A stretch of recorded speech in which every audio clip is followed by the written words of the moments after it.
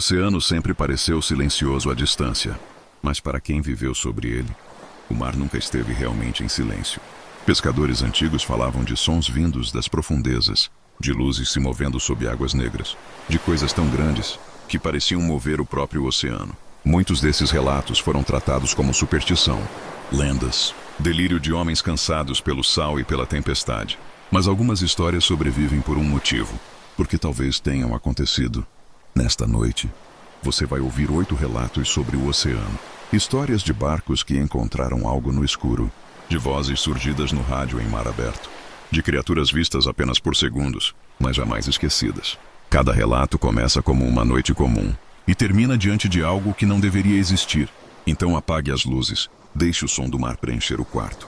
Respire fundo e durma com estes relatos, se conseguir. Porque nas águas profundas ainda há coisas respirando, esperando e talvez ouvindo você agora. Foi numa travessia noturna no Atlântico Sul, mar calmo, céu limpo, nada fora do normal. O cargueiro seguia em silêncio, cortando águas profundas demais para qualquer mergulhador alcançar. Perto das 3 da manhã, o operador do radar chamou o capitão. Havia algo abaixo do navio, acompanhando a rota, não na superfície, no fundo, movendo-se junto. No começo acharam defeito no sonar, mas então viram uma luz, muito abaixo, azulada, fraca, como um brilho enterrado no abismo. Ela subia, devagar, como se viesse do fundo do mundo. Um dos marinheiros sussurrou: "Isso não é submarino", porque a luz não vinha reta. Ela pulsava, como se respirasse, mais perto, até surgir sob o casco. O oceano inteiro pareceu acender por baixo. Um círculo luminoso gigantesco envolveu o navio. A água tremia, mas não havia ondas, só aquela vibração impossível. Então os rádios morreram.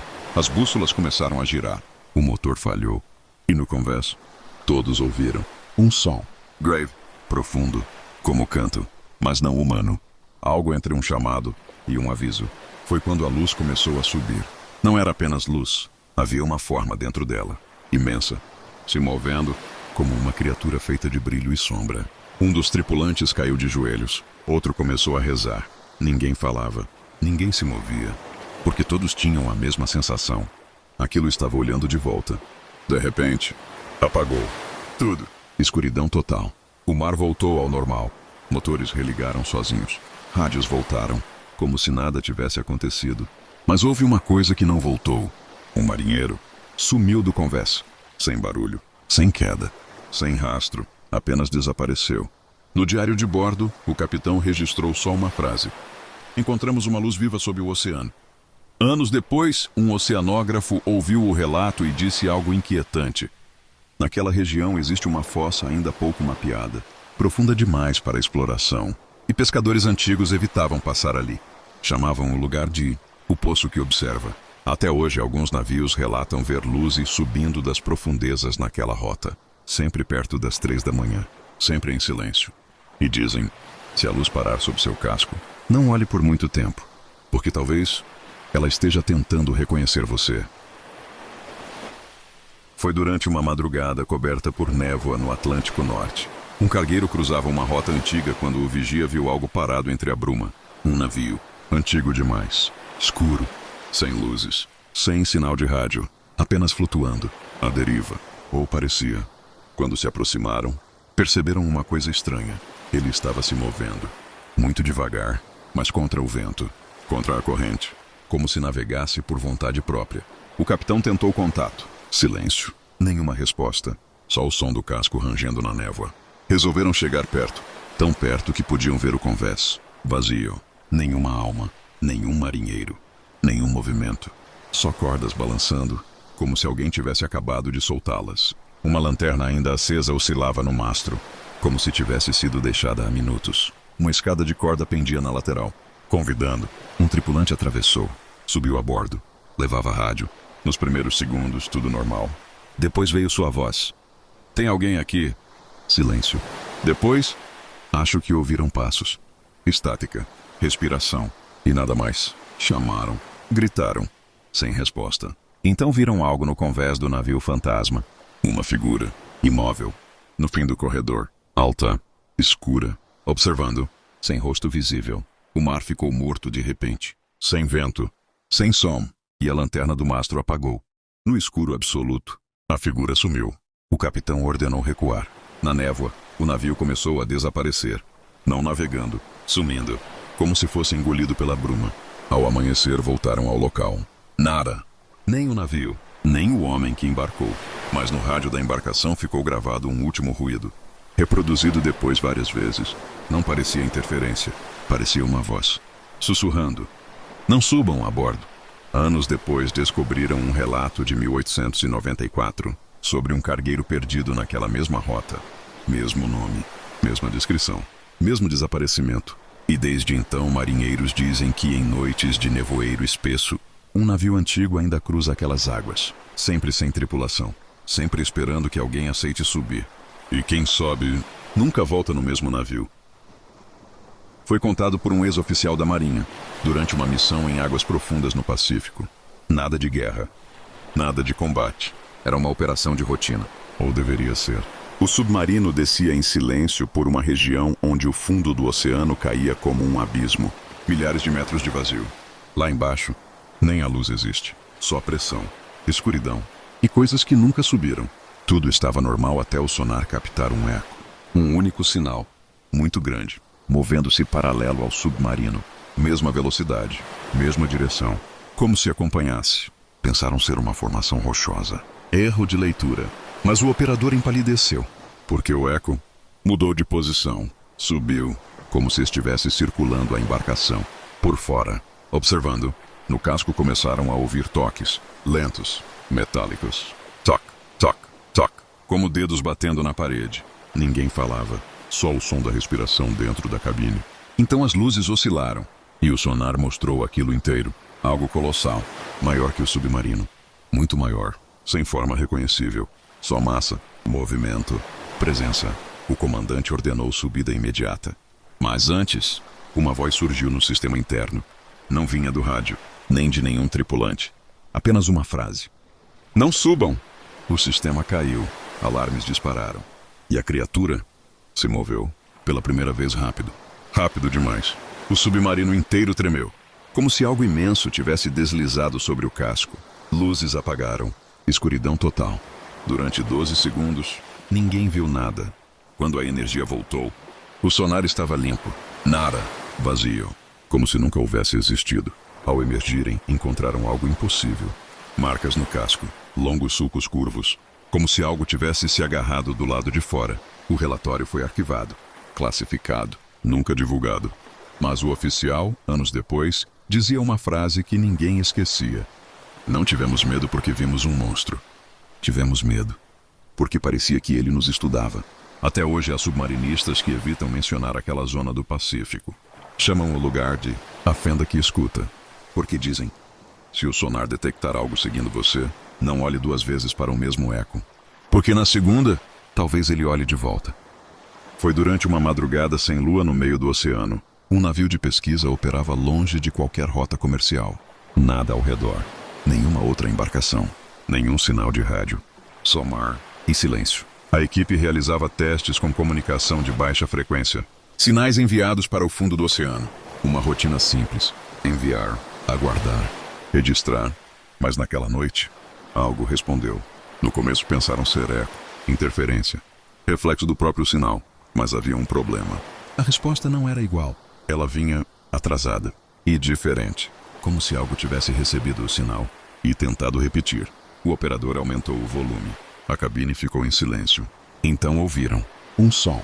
Grave, arrastado, irregular. Não parecia máquina, nem animal.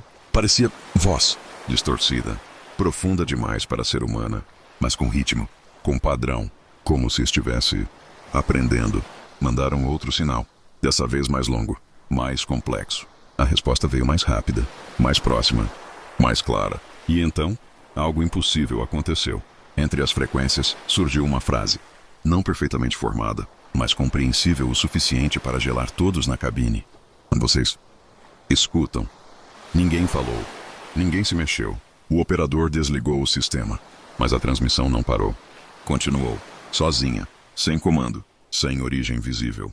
E a voz voltou, mais forte, mais próxima, como se tivesse subido.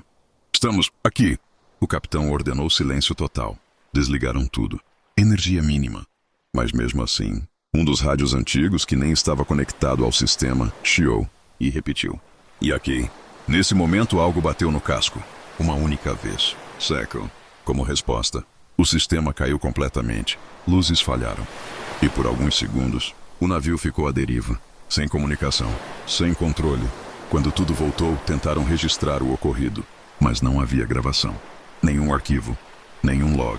Como se nunca tivesse acontecido. Dias depois, analisando registros antigos da região, encontraram relatos semelhantes. Décadas atrás.